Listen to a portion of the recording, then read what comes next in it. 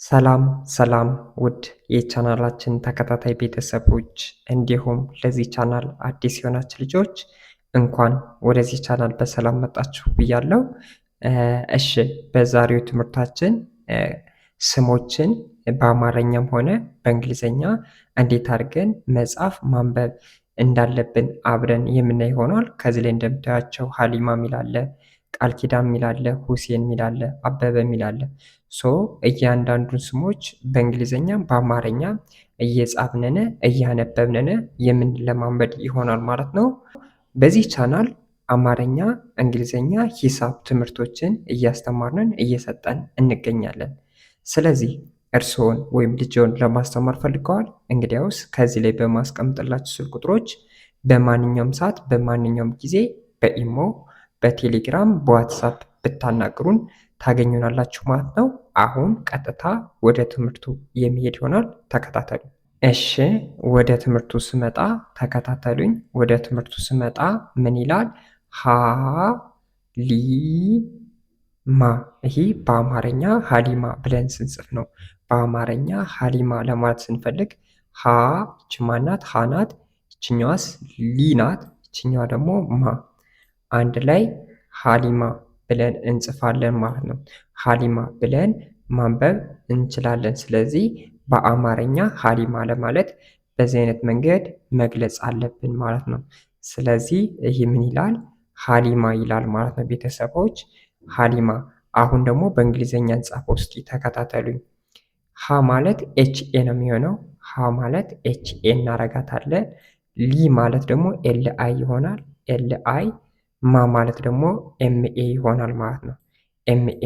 ተከታተሉኝ፣ እደግመዋለሁ። ሀ ማለት ይችኛው ሀ ማለት ኤች ኤ ናት። ሊ ማለት ደግሞ ኤል አይ ነው። ማ ማለት ደግሞ ኤምኤ። ስለዚህ ይህኛው በአማርኛ ሀሊማ ሲል በእንግሊዝኛ ሀሊማ ብላችሁ ለመጻፍ ስትፈልጉ በዚህ አይነት መንገድ መጻፍ ትችላላችሁ ማለት ነው። የእናንተንም ስም ሊሆን ይችላል። የቤተሰብ፣ የልጅ፣ የእህት፣ የወንድም፣ የዘመድ አዝማድ፣ የጓደኛ ሊሆን ይችላል። በዚህ አይነት መንገድ ስማችሁን መጻፍ ትችላላችሁ ማለት ነው። ስለዚህ በአማርኛ ሀሊማ፣ በእንግሊዝኛው ሀሊማ ብላችሁ ጽፉ እንደዚህ ይጻፋል ማለት ነው። ወደ ቀጠሉ ሄድላችሁ ተከታተሉ። ሁሴን ምን ይላል? ይች ሁናት፣ ይች ማናት? ሴናት፣ ይች ን። አንድ ላይ ምን ብለን እናነባዋለን? ሁሴን ብለን እናነባዋለን ማለት ነው። ቤተሰቦች ሁሴን ይላል። ይህኛው ምን ነበር ያልኳችሁ? ሀሊማ። ይህም በአማርኛ ነው የተጻፈው፣ ይህም በአማርኛ ነው የተጻፈው ማለት ነው። ስለዚህ ይህኛው ሁሴን ይላል። አሁን አማርኛውን ጻፍነነ። ቀጥታ አሁን ደግሞ ወደ እንግሊዘኛው ሁሴን ብለን እንጽፋለን ማለት ነው። ሁሴን ብለን ለመጻፍ በእንግሊዘኛ እንዴት አድርገን ነው የምንጽፋው? ሁ ማለት ኤች ዩ መሆን አለባት። ይችኛዋ ሁ ከሆነች ኤች ዩ መሆን አለባት። ኤች ዩ እንላለን። ሴ ማለት ደግሞ ኤስ ኢ እናደርጋለን። ን ማለት ደግሞ ኤን ብቻ ትሆናለች ማለት ኤን። ተከታተሉኝ፣ እደግመዋለሁ። ይሄ ይች ማናት? ሁናት። ሁ ለማለት ደግሞ ኤች ዩ መሆን አለበት። ኤች ዩ። ሴ ማለት ደግሞ ኤስ ኢ መሆን አለበት። ን ማለት ደግሞ ኤን ይሆናል። ስለዚህ ይህኛው በእንግሊዘኛው ሁሴን ይላል፣ በእንግሊዘኛው ሁሴን ይላል። ይህኛው ደግሞ በአማርኛ ሁሴን ብላችሁ ጽፉ። በዚህ አይነት መንገድ መጻፍ ትችላላችሁ ማለት ነው ቤተሰቦች። እሺ ይህኛው ሀሊማ በአማርኛ በእንግሊዘኛ ሀሊማ እንደዚህ አድርጋችሁ። ይህኛው በአማርኛ ሁሴን በእንግሊዘኛ ሁሴን። ኦኬ ወደ ቀጠሉ ሄድላችሁ ተከታተሉ። እሺ ወደዚህኛው ስመጣላችሁ ምን ይላል? ሀዋ ይላል። ኦኬ ይች ሀ ናት፣ ይች ዋ፣ ሁለት ፊደል ማለት ነው። ሀዋ። ኦኬ ሀ እነዚህ ስለተለማመዳችሁ ሀ ለማለት ኤች ኤ ማድረግ ትችላላችሁ። አያችሁ፣ ከዚህ ላይ በእንግሊዝኛ ለመጻፍ ስትፈልጉ ኤች ኤ ታደርጋላችሁ። ዋ ከሆነ ደግሞ ደብሊው ኤ ይሆናል ማለት ነው። ደብሊው ኤ። ስለዚህ ይሄኛው በአማርኛው ሀዋ ይላል፣ በእንግሊዝኛው ደግሞ ሀዋ ብለን ለመጻፍ ተከታተሉኝ፣ እንጻፈው አብረን።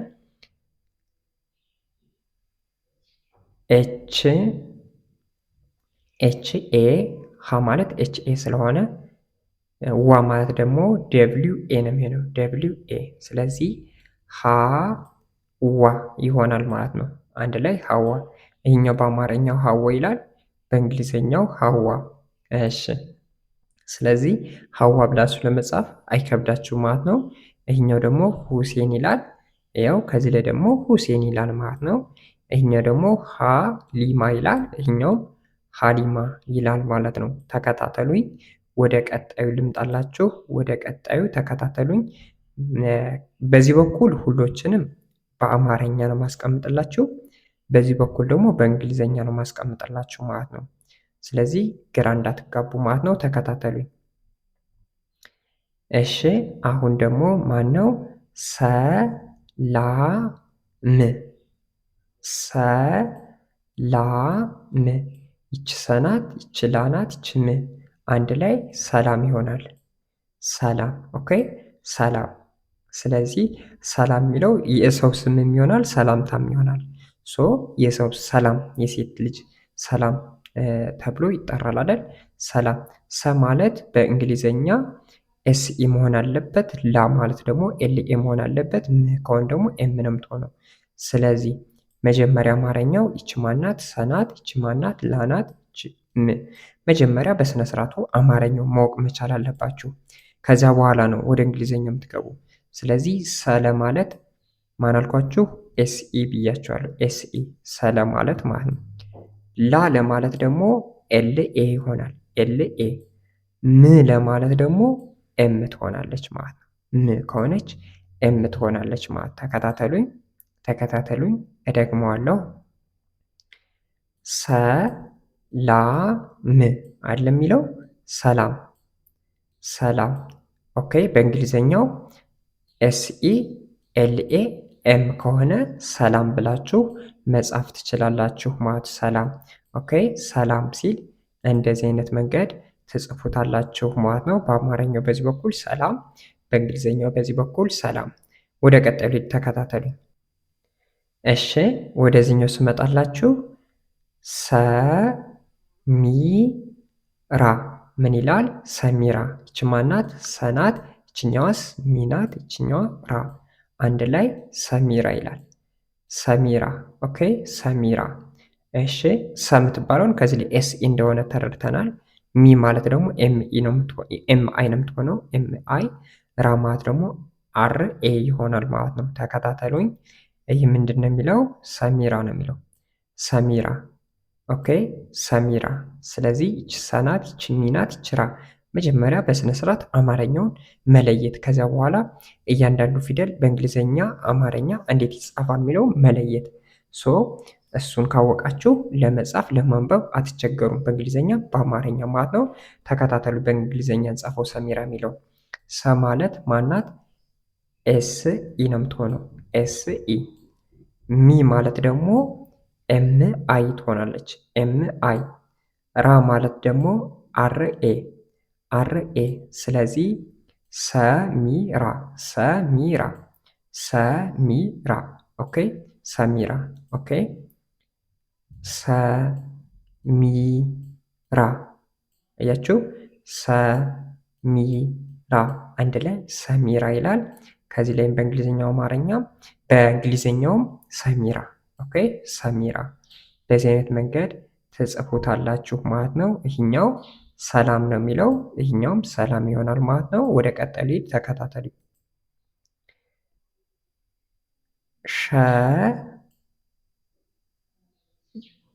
ዊት ምን ይላል? ሸዊት። አያችሁ ፊደሉን ለዩት። መጀመሪያ አንድ ላይ ሸዊት ይላል። ሸዊት ይላል አይደል? ስለዚህ ሸዊት የሚለውን መጀመሪያ ማንበብ ማለት ነው። በዚህ በኩል አማርኛውን ሊያስቀምጡላችሁ፣ በዚህ በኩል እንግሊዝኛው። ይህኛው አማርኛው ሸዊት ይላል አይደል? ሸዊት። ይች ሸናት፣ ይች ዊናት፣ ይች ት አንድ ላይ ሸዊት። ሸዊት ለማለት ምን እንዴት አድርገን ነው የምንጽፈው? ሸ ማለት ኤስ ኤች ኢ መሆን አለበት። ዊ ማለት ደግሞ ደብሊው አይ፣ ት ማለት ደግሞ ቲ ትቀመጣለች። ተከታተሉኝ። ሸን ለመጻፍ ሸ ኤስ ኤች ኢ አንድ ላይ ሸ ዊ ማለት ደግሞ ደብሊው አይ እዚያ ዊ ት ማለት ደግሞ ቲ ትሆናለች። አንድ ላይ ሸዊት ይሆናል ማለት ነው። በእንግሊዘኛው ሸዊት፣ በአማርኛው ሸዊት፣ በእንግሊዘኛው ሸዊት ይሆናል ማለት ነው። ተከታተሉኝ። አንዴ እደግምላችኋለሁ። ተከታተሉኝ። እሺ ይሄኛው ሀሊማ ይላል። ሀሊማ በእንግሊዘኛው ሀሊማ። ይሄኛው በአማርኛ ሁሴን ይላል። በእንግሊዘኛው ሁሴን። ይሄ በአማርኛ ሀዋ ይላል። በእንግሊዘኛው ሀዋ። እሺ በአማርኛ ሰላም ይላል። በእንግሊዘኛ ሰላም ይላል። በአማርኛ ሰሚራ ይላል። ሰሚራ ይላል። በእንግሊዘኛ ሰሚራ። ይሄ በአማርኛ ሸዊት ይላል። በእንግሊዘኛ ሸዊት።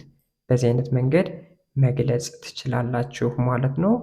ወደ ቀጣዩ ከመሄዴ በፊት በግል በግሩፕ መማር ለምትፈልጉ ልጆች ከዚህ ላይ በማስቀምጥላችሁ ስልክ ቁጥሮች በማንኛውም ሰዓት በኢሞ፣ በቴሌግራም፣ በዋትሳፕ ብታናግሩን ታገኙናላችሁ ማለት ነው። አሁን ወደ ቀጣዩ ሊድ ተከታተሉ። እሺ ወደዚህኛው ስመጣላችሁ ተከታተሉኝ። ይህ ምን ይላል? ቃ ል ኪ ዳ ን አንድ ላይ ቃል ኪዳን ይላል። ምን አልኳችሁ? ቃል ኪዳን ይላል። እደግመዋለሁ፣ ተከታተሉኝ። መጀመሪያ አማርኛውን መለየት ስላለባችሁ ማለት ነው። ይች ቃ ናት፣ ይች ል ናት፣ ይች ኪ ናት፣ ይች ዳ ናት፣ ይች ን አንድ ላይ ቃል ኪዳን ይሆናል። ቃል ኪዳን ቃል ኪዳን የሚለው እንዴት አድርገን ወደ እንግሊዘኛ እንጽፈዋለን? ቃ ማለት ኬ ኤ እናረጋታለን። ኬ ኤ። ል ማለት ደግሞ ኤል ብቻ ትሆናለች። ኪ ከሆነች ደግሞ ኬ አይ ትሆናለች። ዳ ከሆነች ደግሞ ዲ ኤ ይሆናል። ን ከሆነ ደግሞ ኤን ይሆናል። ተከታተሉ። ቃ ማለት ኬ ኤ ይሆናል። ል ማለት ደግሞ ኤል ትሆናለች። ኪ ማለት ደግሞ ኬ አይ ነው አላልኳችሁም? ዳ ማለት ደግሞ ዲ ኤ ይሆናል። ን ማለት ደግሞ ኤን ይሆናል ማለት ነው። ተከታተሉ። ቃል ኪዳን ይላል ይሄኛው በአማርኛ፣ ይሄኛው ደግሞ በእንግሊዘኛ ቃል ኪዳን ብለን ስንጽፍ ማለት ነው። ስለዚህ አንዴ ተከታተሉ ልድገምላችሁ። ይሄኛው ቃ ኬኤ ነው የምታረጓት። ል ከሆነች ደግሞ ኤል ብቻ ታረጓታላችሁ፣ ስድስተኛ ፊደል ስለሆነ ማለት ነው። ኪ ከሆነች ደግሞ ኬ አይ ይሆናል። ዳ ማለት ደግሞ ዲ ኤ ይሆናል። ን ከሆነች ደግሞ ኤን ይሆንና በአማርኛ ቃል ኪዳን በእንግሊዘኛ ቃል ኪዳን ብላችሁ ጽፉ። ይህን ይመስላል። ወደ ቀጠሉ ይድላችሁ ተከታተሉኝ። ወደዚህኛው ስመጣላችሁ ምን ይላል? በ ይላል።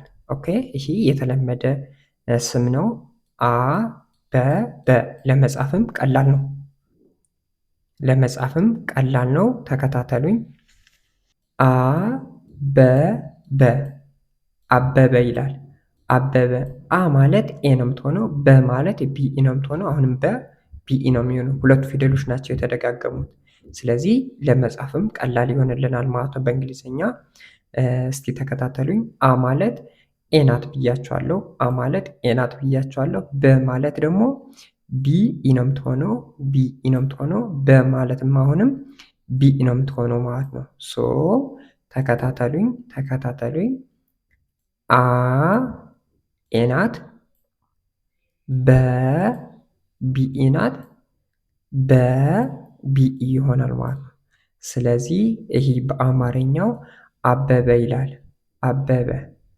በእንግሊዘኛው አበበ ብላችሁ ለመጻፍ ከፈለጋችሁ በዚህ አይነት መንገድ። ይህኛው ላይኛው ደግሞ ቃል ኪዳን ነው የሚለው አይደል? ቃል ኪዳን በእንግሊዘኛው ቃል ኪዳን። ልክ እንደዚህኛው በዚህ በኩል አማርኛውን አስቀምጥላችኋለሁ፣ በዚህ በኩል ደግሞ እንግሊዘኛውን የማስቀምጥላችሁ ይሆናል ማለት ነው። እናንተ መከታተል የሚጠበቅባችሁ። ወደ ቀጣዩ ሊድ ተከታተሉ። እሺ ወደዚህኛው ስመጣ ማን ይላል? አብዱ ይላል።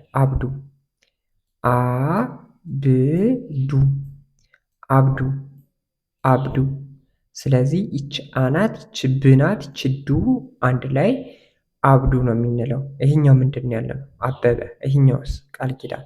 ስለዚህ ይሄኛው አብዱ ይሆናል ማለት ነው። ሶ አብዱ ብለን እንዴት አድርገን በእንግሊዘኛ አማርኛውን ጨረስን አይደል? በእንግሊዘኛ እንዴት አድርገን እንጽፋለን የሚለውን ተከታተሉኝ፣ አብረን እንጻፍ። አ ማለት ኤ ነው የምትሆነው፣ ኤ ነው የምትሆነው። ብ ማለት ደግሞ ቢ ነው የምትሆነው። እሺ ዱ ከሆነች ደግሞ ዲዩ ትሆናለች ማለት ነው። ዲዩ አብዱ በእንግሊዘኛ በአማርኛ አብዱ። ሶ አ ኤ ብ ቢ ዱ ዲ ዩ አንድ ላይ በአማርኛ አብዱ በእንግሊዘኛ አብዱ ብለን እንጽፋለን። በዚህ አይነት መንገድ ማለት ነው። በጣም ቀላል ነው ቤተሰቦቿ፣ ቀላል ነው። ስለዚህ አበበ ይላል አበበ፣ አብዱ ይላል አብዱ ይላል። ሶ ወደ ቀጣዩ ከመሄዴ በፊት እነዚህን በስነ ስርዓት ሊገቧችሁ ይገባል። እነዚህም በእንግሊዘኛው ሊገቧችሁ ይገባል ማለት ነው። ተከታተሉ። ወደ ቀጣዩ ዮ ና ስ ዮናስ። ይህ በአማርኛ ዮናስ። እደግመዋለሁ። ይቺ ዮናት ከየቤት ዮ መጨረሻው ፊደል፣ ይቺ ደግሞ ና አራተኛዋ ፊደል፣ ስ ማለት ደግሞ ስድስተኛዋ ፊደል ማለት ነው። ስድስተኛዋ ፊደል ሶ አንድ ላይ ዮናስ ይላል። ዮናስ በአማርኛ ማለት ነው። በአማርኛ አሁን በእንግሊዝኛ ዮናስ ለመጻፍ ዩ ማለት ዋይ ኦ ትሆናለች፣ ና ማለት ኤን ኤ ይሆናል፣ ስ ማለት ደግሞ ኤስ ትሆናለች ማለት ነው። ሶ ዮናስ ለማለት ዮ ማለት ዋይ ኦ ነው ብያቸዋለሁ። ዋይ ኦ። ና ማለት ደግሞ ኤን ኤ ይሆናል። ኤን ኤ። ስ ማለት ደግሞ ኤስ ኤስ። እሺ ይህ በአማርኛው ዮናስ አንድ ላይ ዮናስ፣ በእንግሊዘኛው ዮናስ አንድ ላይ ዮናስ። ኦኬ ቤተሰቦች ዮናስ ብለን እንጽፋለን ማለት ነው። ሶ ቃል ኪዳን አበበ አብዱ ዮናስ በዚህ አይነት መንገድ ትገልጹታላችሁ ማለት ነው። ወደ ቀጣዩ ተከታተሉኝ። ወደ ቀጣዩ ልሂድላችሁ፣ ተከታተሉኝ። እሺ ይቺ ጀ ናት። ይቺ ጀ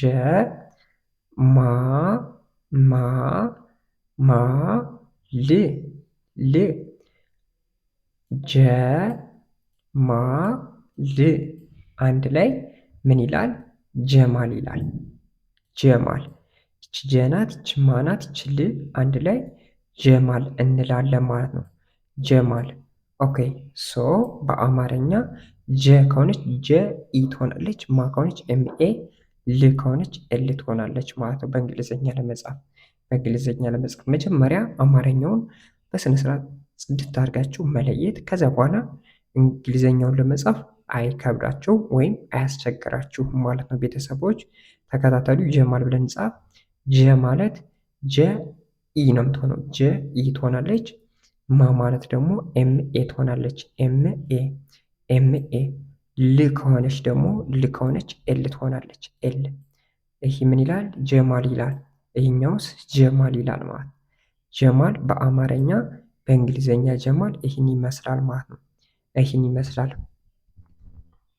ኦኬ ሶ ይህኛው በአማርኛ ጀማል ይላል፣ በእንግሊዝኛው ጀማል ይላል ማለት ነው። እሺ ይህኛው ዮናስ ነው። ይህኛው በእንግሊዝኛ ዮናስ፣ ይህኛው ጀማል ነው። ይህኛው ጀማል በእንግሊዝኛ ማለት ነው። ኦኬ ወደ ቀጣዩ ልሂድ፣ ተከታተሉኝ። ወደ ቀጣዩ የመጨረሻው ነው። እሺ ይህ ምንድን ነው?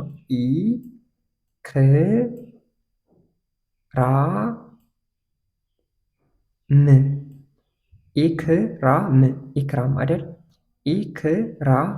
ኢክራም። ኦኬ ኢክራም።